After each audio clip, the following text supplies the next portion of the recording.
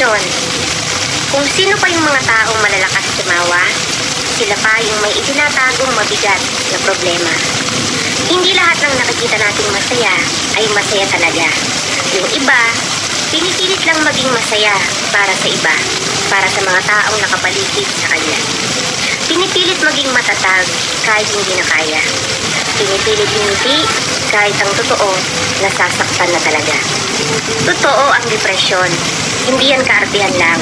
Marami nakakaranas niyan, yung iba hindi kinakaya. Nagdi-decide na lang na basta mawala. Dahil ramdam nila na walang mapagsabihan, walang makausap. Kaya piliin nating maging mas mapagpasensya, maging mas mapag-unawa. Kasi baka mamaya, yung taong nakakausap natin, nasa stage na ng depresyon. Baka makadagdag pa sa bigat ng kanyang dinadala. At sa mga taong nakakaranas ng ganito, piliin niyong lumaban. Pilitin niyong mas maging matatag. Pilitin niyong may makausap.